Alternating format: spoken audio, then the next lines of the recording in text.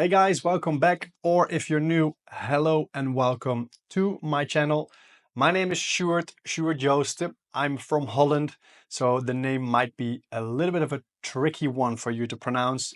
Don't worry if you butcher it, I'm quite used to it.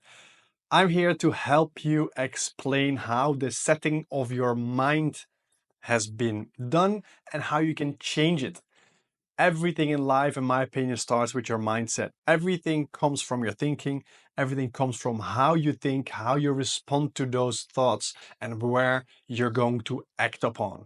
So that means you're not in control of your thoughts. You're in control of your response to all your thoughts. The only thing we can do is through repetition, through belief systems, and through dedicated hard work, is that the right way to say it? We can start fine-tuning your autopilot system, which is called the subconscious. If we can influence your subconscious mind, we can start influencing your thoughts. If you are interested in attracting more success into your life in any aspect, I believe it always has to go through healthy habits. You cannot be a monster in one aspect of life and then an absolute golden winner in another. I believe it's all linked to each other, and therefore we have to make sure that we have a set of healthy habits. I'm not saying that, let's say, an unhealthy eater will never be a high earner, or I will never say that somebody that smokes a cigarette will never be a good athlete. I'm saying if you want to increase the chances of you becoming successful in whatever aspect it is that you want to be successful in life, you have to make sure that you create the healthiest possible habits. And that's exactly what I'm passionate about. That's exactly what I've studied and what I probably will study for the rest of my life, which is neuroscience and cognitive behavior. I am intrigued by how the system up here works, especially the physical part in combination with the non-physical part. So that means, for example, our mind. Nobody can pinpoint exactly where it is. Nobody can physically touch it or point at it, but we all do know 100% sure we have one. So welcome here if this is your first time, and welcome back if it isn't. I hope that today is going to help you because we're going to dig into cognitive behavioral therapy techniques. What is it? How can we apply them? And what is it going to do for us? And then, of course, as always, make sure that you follow the description because there will be a download link for your homework. So why am I such a big fan of cognitive behavioral therapy? Mainly because the techniques that are being taught through CBT sessions are applicable for all of us. You don't need to be absolutely nuts before you need to go to therapy. I go to the gym for my body and I speak to a therapist or a psychologist for my mind or my brain. That's how I look at things. And I've collected all of the useful techniques that I think are actually something that everybody should do. What I would like to see is to make sure that you're understanding that some days you are more negative than others, and some days you're more positive than others. So make sure that you are capable of reframing your thoughts. If you are in a bad mood, if there is something that has triggered you into experiencing more negative thoughts, just challenge them, just reframe them. What we're going to do today is dig into the aspect of how to do this and why exactly this happened. Simply put, imagine that every single time that you have a negative thought, you can jump into a positive one and therefore you're in a positive mood. Imagine that that happens every single time that you now experience something negative. That will change your life, right? It means that you are happier. It means that you are probably going to be healthier, and you're definitely going to attract more success in life because you're simply focused on the things that you already have, and therefore you're happier with your life. In cognitive behavioral therapy, we have our own ABCs, and I'm not talking about our own alphabet or that we're going to dig into the difficult terminology. What I'm talking about are your ABCs in CBT. There we go, a bunch of letters. The first thing is your activation or your trigger. There's always something that happens that triggers some sort of a response. That activating event triggers the connection to a certain belief that you have. There's your letter B. The belief system that you have is a truth for only yourself. That means it's something that you take as a 100% truth. And because the activating event is connected to a belief, which creates a consequence. So an activation, a belief, and a consequence. That is how the thoughts work. That is a pattern. If there's an activating event, you can decide what kind of beliefs you have. Your belief system is nothing more than, if you would compare it to a computer, the software that you installed onto your brain. So that means if you would say, for example, somebody yells at you or raises their voice, and your belief system says, as soon as somebody raises their voice, they're mad at me, I did something wrong. That means even if they are enthusiastic and they're just hyped up and energetic, as soon as they raise their voice, you feel attacked. You feel, oh, I did something wrong. This is a consequence that you have created through your belief system, and the belief system is activated by an activating event, the raising of the voice. If we could start playing around with those three little buttons, we can create a completely different outcome for you for every single time that you have now had a negative experience. Imagine that you're going somewhere for an important presentation, and just before you want to start the presentation, you spill coffee on your shirt. The activating event is the spilling of the coffee. Your belief might be, oh no, now they think I'm incompetent. Look at me, there's coffee all over me. Now they're gonna not take me serious. Now they're gonna think that I'm a loser. This is your belief system kicking in. The consequence of you talking negatively about yourself and spilling your coffee is going to make you feel anxious, incompetent, not good enough, all these negative emotions. Now imagine in exactly the same situation that you're getting ready for this awesome presentation and you do spill that coffee. What if you would just laugh about it and think, you know what, I'm going to make a joke about it, I'm going to be honest about this, and I don't care about that stain in my shirt because it's about my presentation and I have prepared myself for this. I'm going to be awesome. I'm going to rock this presentation and just laugh about it. This could happen to anyone. As a matter of fact, everybody spills coffee, right? This way of self-talk, this way of belief system activation is a perfect example of where you are now and where you want to go to. This is not as simple as it sounds, but this is a theory. To create a better belief system, you need to understand that you decide what you believe. And if you are in a scared and negative mindset, that's only because it's been installed in you.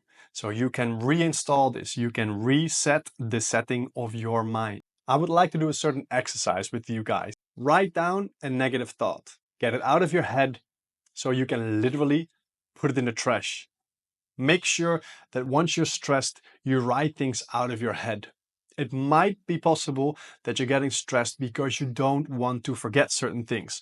Your head is simply too full of things you want to hold on to, remember, or at least try not to forget. Make sure you write everything out. All the negatives that you experience and all the negatives that you have written down, reframe them. Make them positive. I know in the beginning this might be challenging. I know in the beginning this might not be as easy as it actually is. But think about any kind of skill that you try to develop in life. The more you do it, the more you practice it, the better you get at it. So make sure that the same with this skill development is that you put in the work. You keep trying and you keep improving yourself. Reframe your thoughts by challenging them and stating the opposite. Make sure you believe in yourself because you know why you do this? To get more successful, to attract things into your life that haven't been attracted into your life yet.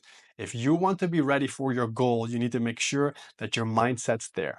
So if your mind is telling you that you can't do a certain project, just tell yourself, I've tackled worse projects than these. I've been proving to myself for so many years that I can do this and this and this, which is necessary for the achievement of this project. Reframe it, state the opposite and positives towards yourself to make sure that you believe in yourself. Don't forget step number 3, which is take action. Without action, nothing will happen. You can think as much as you want, you can say as much as you want. but things come from our behavior, from our actions. If you tell yourself and all your friends and you write it down a million times that you want to lose weight, if you're not changing your behavior when it comes to your nutrition, if you're not changing your behavior, your actions towards calorie burning, nothing is going to happen, guys. Action is the last necessary step in order for you to create results. So let's start kicking stress to the curb by these 3 simple steps. 1, write down your negative thoughts. 2, reframe them into positives and convince yourself with practical examples that you can. And number 3, take action. No matter what happens, no matter how you feel, no matter what you hear, do things. In these 3 simple steps, you can really become a stress-killing monster for yourself. Make sure you try this. Don't give up after just 1 or 2 times. Keep doing this for a few months and you will see that you become a completely different person. This is how we could get rid of depression, anxiety, all these negative kind of mental states. Make sure you become good at this, guys, and you become a golden mindset. A very simple real life example was a client of mine, let's call him Mr. X. Mr. X had to do a presentation. He had been working for this company for many years, and he is the marketing manager. I don't know his exact title, but quite a high function, good job, nice guy, easy to talk to be honest. And he had to give a presentation about what his department did the last year. And guess what? He said, I can't do this. I've never been good at giving presentations. When I was a young kid, I always started blushing. I always was stuttering. I have a lot of filler words like and you know, and he was just not confident about it. And before he was even preparing the presentation, so we only got the message from his superiors that he was going to have to give a presentation, he was already back in his old patterns. He was already back in that feeling of anxiety, of stuttering, of using bunch loads of filler words. So he was already putting himself down because his belief system was, I'm not good at it. So instead of focusing on giving a presentation and doing something he wasn't good at, I asked him, I said, John, why do you think they ask you to give this presentation? And we played the why game. The why game is a game where I only ask the why question on no matter what the answer is. So he said, yeah, because I am the manager of the marketing team. I'm the head of the marketing team. So I said, and why are you the head of the marketing team? Why are you the manager of this department? Yeah, apparently because I'm quite good at my job. And why are you good at your job? So I kept asking the why question, and by answering these questions, he actually saw that his hard work, his expertise, and the way he communicates and presents things within his department is highly appreciated, and therefore he has the manager's job role. This not only increased his self-confidence a little bit, but this also gave me the opportunity to ask him, now, Mr. X or John, I think I mentioned his name now. John, if you have to give this presentation and a presentation makes you anxious, why don't you tell yourself that you have a message to share that is filled with valuable information, not only for your department, the people that you see every single day, but also for different departments. So this cross-department presentation that you're giving is nothing more than you talking about what you're good at. They're asking you to do this because you're good at this. They're asking you to present something that they don't know. So even if you would make a mistake, let's say you would tell a little fib, people would still take this as a truth because you're the expert. So I tried to move him away from his anxious and insecure creating thoughts, and we tried to reframe them into, I'm the expert, I'm the manager, and they've asked me because apparently I'm really good at what I do. This created a much safer space for him to look at himself through maybe a different kind of lens, but also for him to get the right information across. He was not focused on filler words, on stuttering, and on I'm not good enough for giving presentations. Now he was focused on what actually is the message that I want to bring across. What is the biggest reason why they asked me to help them out through a presentation? And out of nowhere, John gave a presentation where he told me afterwards, said about, I had no idea I was this good at it. He said it was still a lot of filler words, still a lot of tiny mistakes that I made, but to be honest, it went so much better than I thought because I was only focused on what is the message I want to get across and not necessarily the how. So if you start reframing your thoughts, if you start training yourself in challenging every single negative belief system that you have, you can become a different kind of person by focusing on what do you want? What can I do? What skill sets do I have? And then you can start believing in yourself, which creates a new connection in your belief system. So the last takeaway, guys, you are the DJ of your belief system. You decide what songs you play. If you keep feeding the songs that are negative, they'll become more and more famous to you, and therefore you'll start remembering them. If you start playing songs that are only sending out positive signals, you keep repeating that voice, that song, those beliefs, that means they will grow stronger and therefore they become your reality.